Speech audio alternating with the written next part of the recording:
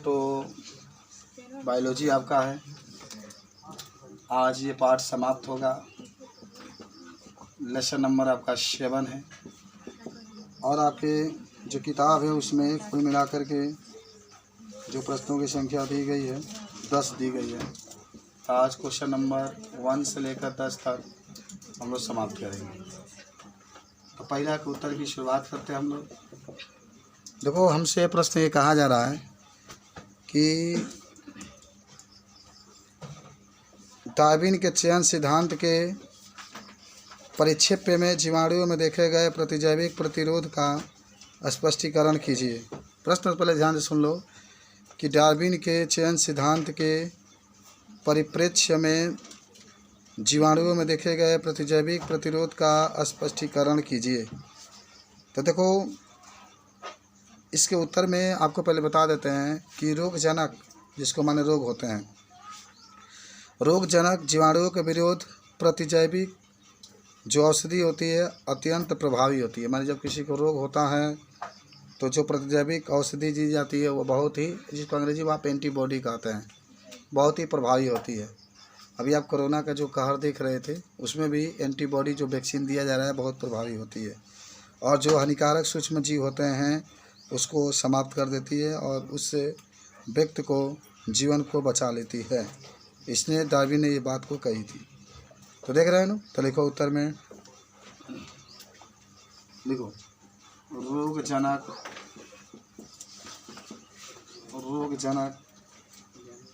जीवाणुओं के विरोध विरोध माने जानते हैं ना, जो उसका माने विरोध करे, जो उसका सामना करे। प्रतिजैविक अत्यंत प्रभावी होता है। प्रतिजैविक का अंग्रेजी में क्या कहते हैं? एंटीबॉडीज कहा जाता है। प्रतिजैविक अत्यंत प्रभावी होता है, अत्यंत प्रभावी होता है, किंतु किसी नए प्रतिजैवी के विकास के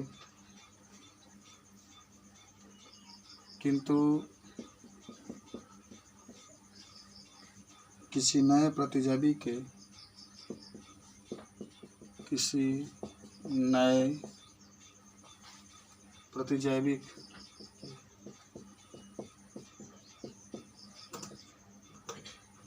के विकास के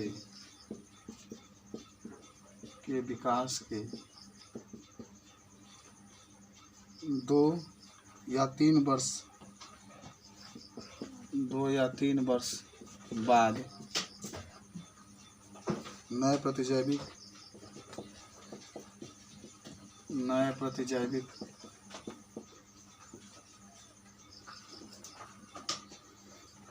प्रतिरोधी समष्टि में आते हैं।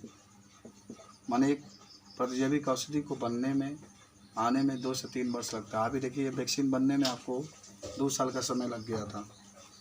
वही है, प्रतिजैविक को आने में समष्टि में प्रकट हो जाता है।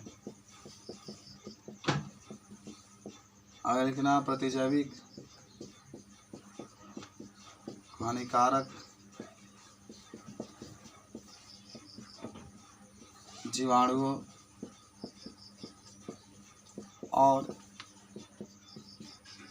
विषाणुओं को नष्ट कर देता है, विषाणुओं को नष्ट कर देता है और हमें रोगों से बचाता है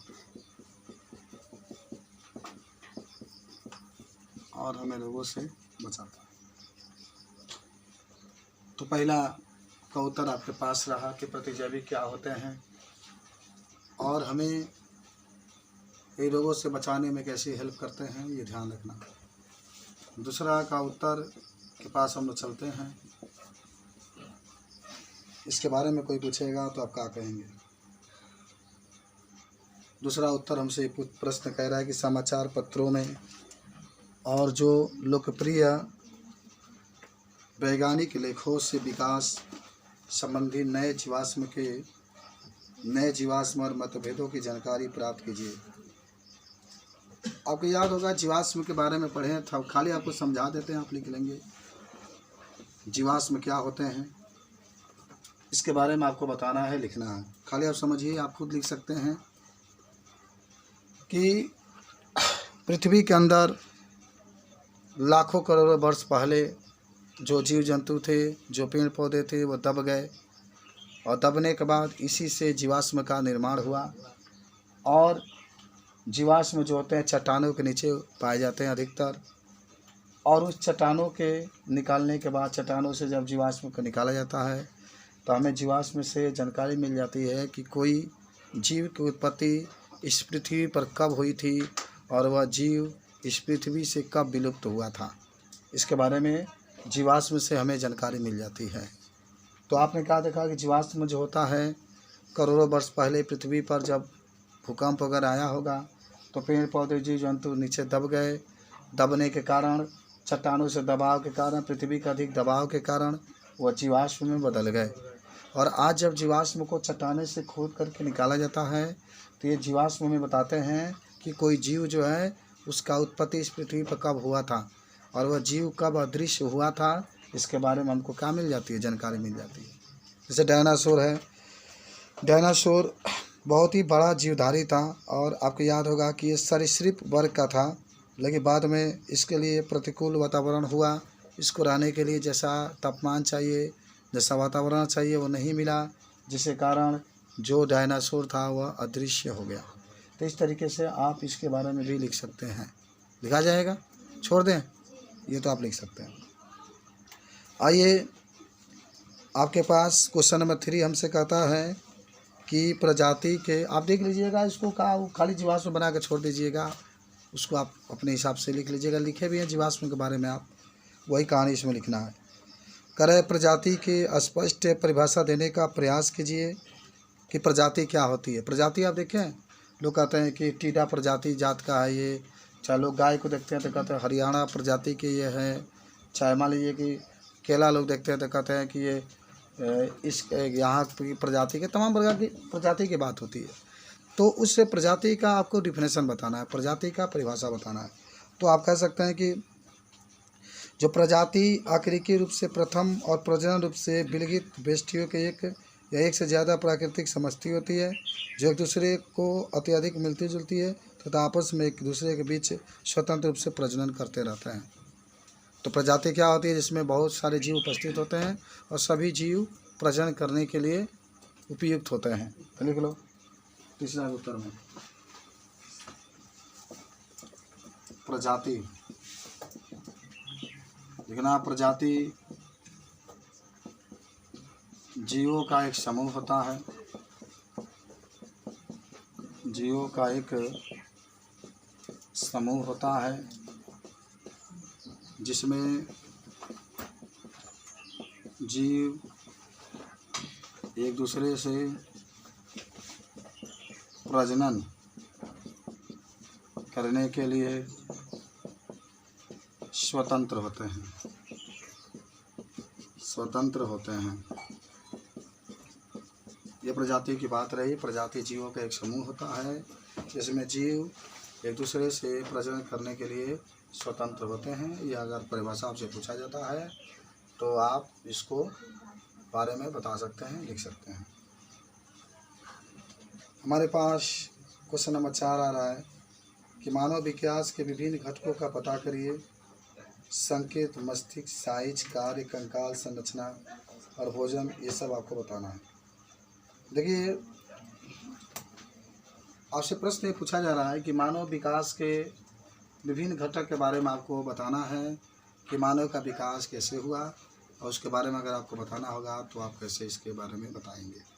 ठीक है, देखिए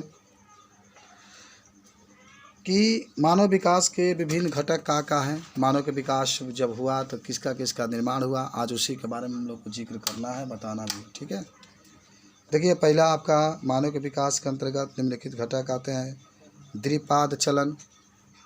मानव का जब विकास हुआ तो द्विपाद चलन का मतलब होता है कि मनुष्य जितने भी थे सभी मनुष्य पिछले टांगों की सहायता से चलते थे, जबकि जो अग्र भुजाएं थी उसका वो उपयोग वस्तुओं को पकड़ने में या विभिन्न प्रकार के कार्यों को करने में करते थे। जब मानव का विकास हुआ तो आपको याद होगा कि मानव के पहले 4 पैर थे, अग्रपाद में 2 थे और पश्चपाद में 2 थे। लेकिन मनुष्य जब खड़ा होकर चलने लगा तो जो पश्चपाद थे उसके सहायता से वो चलता है, जिससे हम लोग का पैर है, और जो अग्रपाद जिससे हाथ कहते हैं उसे वस्तुओं को पकड़ने में और विभिन्न प्रकार के कार्य को करने में वह व्यक्ति सक्षम हुआ। दूसरा होता है सीधा मुद्रा। देखेंगे सीधा मुद्रा का मतलब होता है कि व्यक्ति अब सीधा खड़ा होकर चलने लगा, टांगें लंबी होने लगी, धड़ छोटा और बच्च चौड़ा हो गया। कसरकी दंड में लंबर किसकाओं की संख्या 4 से 5 हो गई। कसरकी दंड में कटी अदानी सब आपने देखा। चेहरा भी आप कह सकते हैं, मानव का चेहरा उभर कर सीधा रहता लगा और मनुष्य का चेहरा जो था, मानव के नेत्र भी सामने आ गए और जो भौंरे थे वो पतले और नेत्र के ठीक ऊपर आ गए। चेहरे में आप लिख सकते हैं। दांत भी देखेंगे सर्वहारी होने के कारण मनुष्य में जो दांतों की संख्या थी 32 होती है। मानव पहले शाकाहारी था, बाद में वो कहा आ गया सर्वहारी हो गया। पहले तो मांसाहारी था, कुछ दिन पहले तो शाकाहारी था, पेड़ पौधों को खाता था वो जंगल में। बाद में उसने मांस को खाना शुरू किया और आज मानव सर्वहारी हो चुका है।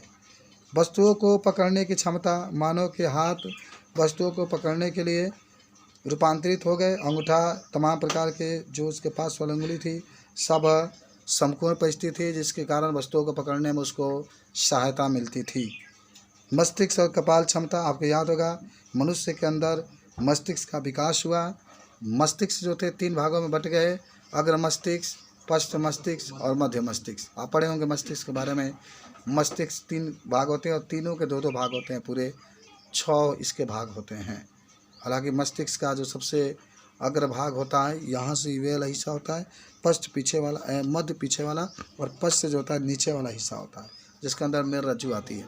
खैर, उसके बाद से मस्तिष्क जो मानव का था, उस मानव के मस्तिष्क की जो क्षमता थी वह 1400 सीसी से लेकर के 1450 सीसी तक हो गई। त्रिनेत्री दृष्टि मानव में विकास के बाद जो थी, आपके 2 नेत्र बने, जिसके कारण वह वस्तु को अधिक से अधिक दूरी तक देख सकता है। जनन क्षमता, मानव के विकास के बाद उसके अंदर शरीर में लगातार उसके अंदर जनन क्षमता की वृद्धि होने लगी और मनुष्य जनन करने के योग्य भी बन गया था। तो ये जो बातें मैंने बताया आप इसको समझ चुके होंगे। केवल इसमें हेडिंग बना लीजिएगा और एक एक लाइन आप छोड़ करके उसको आप जा करके लिख लीजिएगा, अपने मन से लिखा जाएगा। तो चलो हेडिंग बना लो। कौन सा उत्तर है? तीसरा है? चौथा है। तो लिखो मानव विकास के विभिन्न घटक, यही पूछा भी है। तो मानव विकास के विभिन्न घटक के बारे में आपको बताना है। तो चलिए उत्तर में हम लोग लिखते हैं, मानव विकास के विभिन्न घटक। मानव विकास के विभिन्न घटक। तो कौन कौन से घटक इसमें भाग लेते हैं? तो आप लिख सकते हैं मानव विकास के निम्नलिखित घटक हैं। पहला आप इसमें देख ही रहे हैं, द्विपाद चलन। द्विपाद चलन, जिसको आप अंग्रेजी में कह सकते हैं बाईपेडल लोकोमोशन। Bipedal locomotion. दूसरा की जो बात होगी उसको लिख सकते हैं सीधी मुद्रा। सीधा खड़ा होकर के चलने को सीधी मुद्रा कहते हैं हम लोग, ठीक है, जिसको आप अंग्रेजी में कहते हैं इरेक्ट पास्चर। Erect pasture. तीसरा आपका रहेगा जिसका नाम होगा चेहरा, जिसको आप अंग्रेजी में फेस कहते हैं। चौथा आपका होगा जिसका नाम होगा दांत, जिसको आप अंग्रेजी में तीथ कहते हैं। तीथ, तीथ हमारे दांत होता है ना। याद है ना मनुष्य में कितने दांतें पाई जाती है? 32 पाई जाती है। कितने प्रकार के दांतें पाई जाती है? कौन कौन? रधना के कार्य बताइए क्या होता है? चीरने फाड़ने का काम करता है, ये रधनक है। रात का आप चीर फाड़ रहे होंगे, अगर मीट मछली खा रहे होंगे तो जो चीरने का फाड़ने का कार्य करता है रधनक। समझ रहे हो। चौड़ा का अगर चौड़ा पीसने का कार्य करता है। मस्तिष्क, मनुष्य के अंदर मस्तिष्क का विकास हुआ, और हालांकि मस्तिष्क का आप जानते होंगे अंग्रेजी में ब्रेन कहते हैं। और मस्तिष्क का जो विकास हुआ उसकी क्षमता कितनी थी? 1450 से 1400 सीसी थी। उसके बाद से द्विनेत्री दृष्टि, जिसको आप अंग्रेजी में बाइनोक्यूलर विजन कहते हैं, बाइनोकुलर विजन कहते हैं। 8 नंबर पर आ जाइए, जनन क्षमता। दृष्टि को अंग्रेजी में साइट भी कहते हैं, ये भी ध्यान रखना। तो जनन को अंग्रेजी में कहते हैं ब्रीडिंग या रिप्रोडक्शन, और कैपेसिटी होता है। तो यहाँ पर लिख सकते हैं रिप्रोडक्शन कैपेसिटी।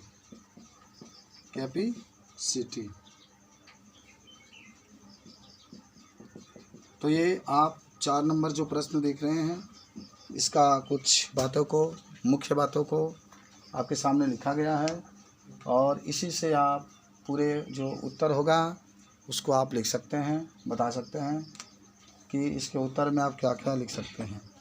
आप इसके, ये हेडिंग है, इसके अंदर 2-2 लाइन 3-3 लाइन अपने हिसाब से जो मैंने बताया है आप उसको लिख सकते हैं। आइए लिख ले सब लोग। ये क्वेश्चन नंबर 4 का उत्तर था, आप जरूर याद रखेंगे चीज़ को। अब हम लोग जो जाएंगे उत्तर लिखने के लिए, 5 का उत्तर आपको लिखना है, ठीक है। मिटाएं इसको। ये मानव के घटक हैं जो मानव के विकास में विभिन्न घटक के रूप में उस समय विकसित हुए थे। जब मानव का विकास हुआ था तो मानव के अंदर ये गुण विकसित हो गए थे, जिसके कारण मनुष्य अब समाज में जीने के लायक बन चुका था। कि अगर प्रश्न आपसे पूछा जाता है कि मानव विकास के विभिन्न घटक के नाम लिखिए, तो कुछ बातें हैं, याद रखेंगे। कोई जरूरी नहीं 8 ही लिखेंगे, जितना आपको याद रहेगा उसको आप लिख देना है, तो ये मानव के विभिन्न घटक हो जाएंगे। हो गया, लिखा गया सबका। चलिए मिटा रहे हैं इसको। अब आइए क्वेश्चन नंबर हम 5 के पास चलते हैं, और हमसे क्वेश्चन नंबर 5 क्या कह रहा है। हमारे पास क्वेश्चन नंबर 5 है, इंटरनेट या लोकप्रिय विज्ञान लेखों से पता कीजिए कि क्या मानवेतर किसी प्राणी में आत्म संचेतना थी। मैंने आपको बताना है कि मानव को छोड़ करके कोई और अन्य प्राणी था जिसके अंदर चेतना थी। चेतना का मतलब होता है ज्ञान, चेतना का मतलब होता है सोचने समझने की क्षमता। तो पहले मैं आपको बता दूं, प्रकृति उपयोगिता के चुनती है। तथाकथित उपयोगिता प्राणी के विशिष्टताओं पर आधारित होती है जो वंशानुगत होती है। अतः चयनित होने तथा विकास हेतु निश्चित ही एक आनुवंशिक आधार होना चाहिए। इसका तात्पर्य है कि जीवधारी प्रतिकूल वातावरण में जीवित रहने से बेहतर अनुकूलित होते हैं। अनुकूलित क्षमता वंशानुगत होती है। अनुकूलन के लिए प्राणियों को आत्म संचेतना महत्वपूर्ण भूमिका निर्वहित करता है। ये बात समझ रहे हैं। मैं इसका मतलब ये हुआ कि जो व्यक्ति अनुकूल वातावरण में रहता है वो विकास करता है, और वह जो गुण होता है अनुकूल वातावरण में रहने से वह आगे बढ़ता रहता है। चाहे जो व्यक्ति प्रतिकूल वातावरण में रहता है वो विकास नहीं करता। तो लिख लो 5वां के उत्तर में कि जो जीव अनुकूल वातावरण में रहता है,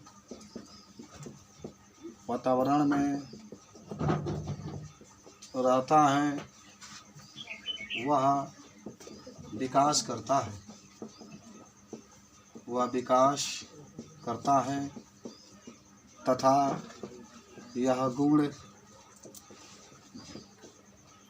वंशागति होता है तथा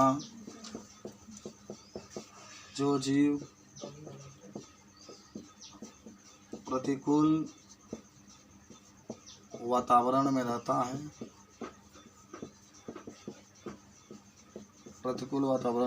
है वह विकास नहीं करता है।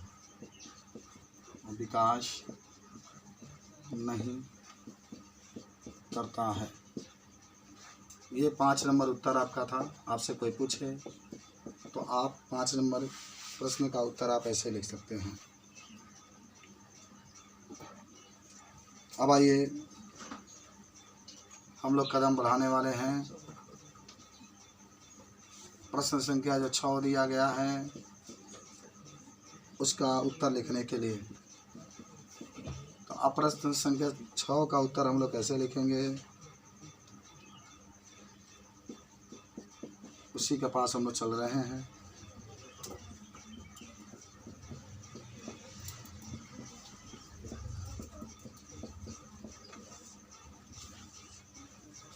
आइए लिख ले सब लोग 5वां का उत्तर। 6वां नंबर प्रश्न हमसे कह रहा है कि इंटरनेट संसाधनों का उपयोग करते हुए आज के 10 जानवरों और उनके जोड़ीदार, यहाँ पर जोड़ीवार लिख दिया गया है, जोड़ीदार लिखना है यहाँ, और उनके जोड़ीदार जो विलुप्त प्राणी हैं उनका सूची बनाइए, दोनों का नाम दें, मैंने दोनों का नाम लिखें। आज जो सूची बनाना है कि आज जो प्राणी जीवित रह रहे हैं उनके जोड़ीदार जो विलुप्त हो गए हैं दोनों को एक साथ लिखना है। तो देखो लिखा गया है कि आधुनिक प्राणी, आधुनिक के माने जो आज प्राणी जीवित हैं, और जोड़ीदार विलुप्त प्राणी जो विलुप्त हो चुके हैं यहाँ पर लिखा गया है। तो आइए लिखते हैं हम लोग। देखो पहला आपको बात बता दें, मेढक आज ये जीवित है, लेकिन इसी का जोड़ीदार था सीलाकेंथ। सीलाकेंथ ये खुद कहा है कि नेट से पता करके आपको लिखना है, तो आप कॉपी पर इसका सूची बना लेंगे, याद रखेंगे, सीलाकेंथ लिख सकते हैं। छिपकली, मगरमच्छ जो आज जीवित हैं, लेकिन इसी का जो जोड़ीदार था जिसका नाम था सेमोरिया, वह आज अदृश्य हो गया है। आधुनिक पक्षी जीवित हैं, लेकिन इसी के जो जोरदार थे आर्कियोपेटेरिक्स, वह अदृश्य हो गए हैं। लिख लो, 5 भी लिख लो बहुत। तो पहला इसमें लिख लेना मेढक, यहाँ जीवित है, और इसी का जोड़ीदार था सीलाकेंथ जो कि अदृश्य हो गया है, आप दिखाई नहीं देता है। दूसरा आपके पास है, उसका नाम है छिपकली या मगरमच्छ जो आज जीवित हैं, इसी के जोड़ीदार आपके पास हैं सेमोरिया जो अदृश्य हो गए हैं। तीसरा आप होमो सेपियंस जो कि आधुनिक मानव है, होमो सेपियंस जो कि आधुनिक ये मानव है, या जीवित हैं, लेकिन इसके जो जोड़ीदार थे जिसका नाम था क्रोमैगनन, कला पढ़े थे इसके बारे में, वो मानव अदृश्य हो गए हैं। 4 नंबर में आप देखिए घोड़ा जो कि आज जीवित है, लेकिन इसी का जोड़ीदार तो था जिसका नाम है इसको लिख देते हैं इयोहिपस, आज ये अदृश्य हो चुका है।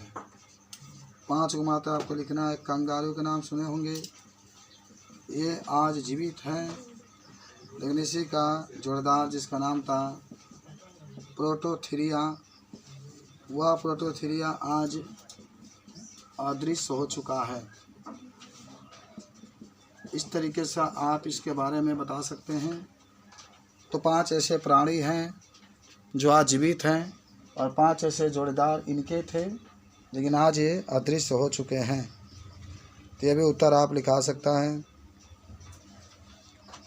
कह रहा है कि विभिन्न जंतुओं और पौधों के चित्र बनाइए, प्रश्न संख्या 7 आपको पूछ रहा है। तो शायद आप सब लोग को याद होगा, किताबें में दिया गया है, वहाँ देख रहे होंगे। पृष्ठ संख्या आपके पास उपस्थित है।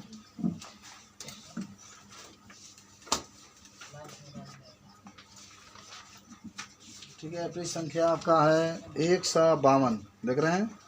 उसी पर कुछ जंतुओं का चित्र दिया गया है, आप इसको बना सकते हैं, बना लेंगे। तो आप यहाँ पर जब उत्तर नंबर 7 लिखिएगा तो पृष्ठ संख्या जो आपके पास 252 है, कितना है कि 152 है, चलिए 152 जो दिखा रहा है उस पर कुछ फिगर दिए गए हैं, आप उसको बना करके बता सकते हैं कि हाँ जंतु का यही चित्र होता है, पक्षी का या पशु का यही चित्र होता है। आइए अब आपके पास प्रश्न संख्या 8 के पास हम लोग चल रहे हैं और 8 नंबर क्वेश्चन जो आपका है वह कहता है अनुकूली विकरण का एक उदाहरण सहित वर्णन कीजिए। देखो आपको मैंने बहुत अच्छे तरीके से बताया था, लिखाया भी था और आपने याद भी आज कर चुके होंगे। आज आपको थोड़ा भी बताने में दिक्कत नहीं होंगी। प्रश्न संख्या 8 का उत्तर क्या होता है, यहाँ पर लिखा गया है अनुकूलनी विकरण। अगर आपसे कोई पूछे तो इसके बारे में आप क्या बता सकते हैं? आप इसके बारे में बताएंगे कि जब कोई जीव का विकास एक बिंदु से होता है, एक स्थान से होता है और वह जीव पूरे विश्व में फैल जाता है। आपने लिखा है, देखिएगा कि एक बिंदु से किसी जीव का निर्माण होता है, विकास होता है, पूरे विश्व में फैल जाता है, पृथ्वी पर पूरा फैल जाता है, तो उसी को हम लोग कहते हैं अनुकूलिनी विकरण। याद हुआ सबको? उसी को हम लोग क्या कहते हैं? अनुकूलिनी विकरण। मैंने आपको एग्जाम्पल से बताया था कि जो मनुष्य हैं, आज का जो मनुष्य है, इसका निर्माण, इसका विकास सर्वप्रथम दक्षिण अफ्रीका में हुआ था। तो दक्षिण अफ्रीका एक केंद्र था और वहाँ से मानो पूरे विश्व में, पूरे पृथ्वी पर फैल गया। इसी को हम लोग कहते हैं अनुकूलनी विकरण। तो क्या लिखाने की ज़रूरत है आपको? आपने खुद लिखा है, इसके परिभाषा कोई दिक्कत नहीं। आइए अब आते हैं 8 के बाद 9 नंबर के उत्तर के पास। 9 नंबर के उत्तर में हमारे पास मौजूद है कि क्या हम मानव विकास को अनुकूलनी विकरण कह सकते हैं। बहुत अच्छा क्वेश्चन है, क्या हम मानव विकास को अनुकूलनी विकरण कर सकते हैं? देखिए कि आप कहेंगे कि मानव विकास को हम लोग अनुकरणीय विकरण नहीं कह सकते हैं। ठीक है, लिख लो कि मानव विकास को अनुकूलनीय विकरण नहीं कह सकते हैं, नहीं कह सकते हैं। मानव विकास को अनुकूलनीय विकरण नहीं कह सकते हैं। चलो ये भी कंप्लीट हुआ। तो आज का दिन समाप्त हो रहा है बायोलॉजी वाला। आज का अंतिम क्वेश्चन है और इस पाठ का भी अंतिम क्वेश्चन है। तो क्वेश्चन नंबर 10 है। 10 का हम लोग उत्तर लिखने के लिए चलेंगे। समझते हैं पहले क्वेश्चन ये क्या कहा है। तो हमारे पास जो क्वेश्चन दिया गया है क्वेश्चन नंबर 10, वो हमसे कह रहा है कि विभिन्न संसाधनों जैसे विद्यालय का पुस्तकालय या इंटरनेट तथा अध्यापक से चर्चा करने के बाद किसी जानवर जैसे घोड़े के विकास के चरणों के बारे में आपको लिखना पड़ेगा कि घोड़ा का विकास कैसे हुआ। मैं आपको बता दूं कि आप विद्यालय में जो किताब होंगे, जो पुस्तक होंगे, उसको भी पढ़ेंगे या आप लोग के पास पुस्तक है उसको भी अच्छे तरीके से रीडिंग करेंगे तो आपको पता चल जाएगा कि घोड़ा का विकास कैसे हुआ। या हमसे पूछेंगे तभी मैं आपको बता सकता हूँ कि घोड़ा का विकास कैसे हुआ। या आपके पास मोबाइल है उससे भी आप जानकारी ले सकते हैं कि घोड़ा का विकास कैसे हुआ। मैं आपको बता दूं कि घोड़े का लगभग विकास 60 करोड़ वर्ष पहले पूर्वी उत्तरी अमेरिका में इयोसीन युग में हुआ था। इसके निम्नलिखित अवस्थाएं थे। तो आज से 60 वर्ष पूर्व घोड़ा का विकास हुआ था। लिख लीजिए थोड़ा सा इसमें कि आज से 60 वर्ष पूर्व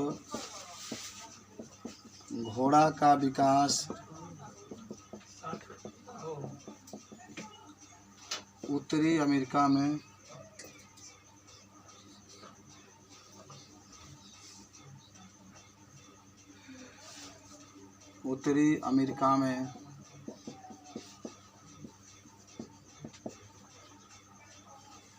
इयोसीन में हुआ था।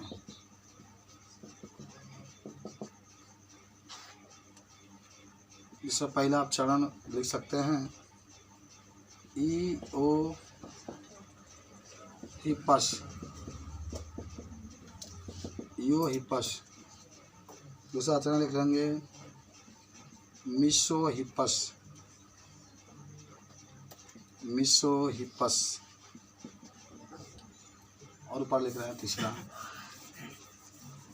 मिटा दे साहब, ये लिख रहे होंगे आप, नहीं लिखे होंगे तो बगल वाला में देख लो। तीसरा आप लिख सकते हैं मेरी चिपस। मेरी चिपस। पांचवा आप लिख सकते हैं उसका नाम होगा इक्वश। देखिए, अच्छा चौथा होगा। चलिए, तो ये आपके पास था, 4 इसमें हैं। अब देखो यूहिपस में कहा हुआ था कि इसका निर्माण योशीन युग में ही हुआ। इस युग में घोड़ा लोमड़ी जैसे 30 सेंटीमीटर ऊंचे जीवधारियों का निर्माण हुआ। तो लिख लेना, इसमें घोड़ा और लोमड़ी का निर्माण हुआ, जिनका शरीर का आकार, जिनके शरीर का आकार 30 सेंटीमीटर लंबा था। मिसो में आ जाओ। इस युग में घोड़ा का निर्माण हुआ। घोड़ा भैंस जैसे दिखाई देता था।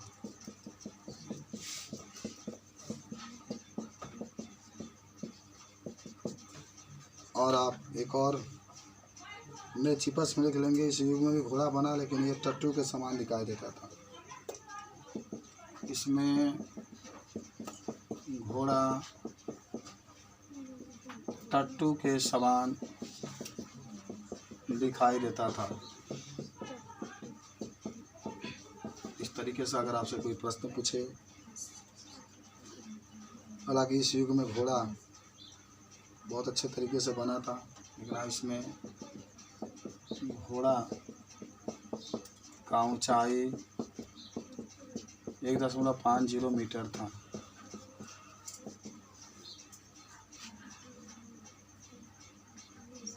इस तरीके से आप इसके बारे में बता सकते हैं। नोट कर लो।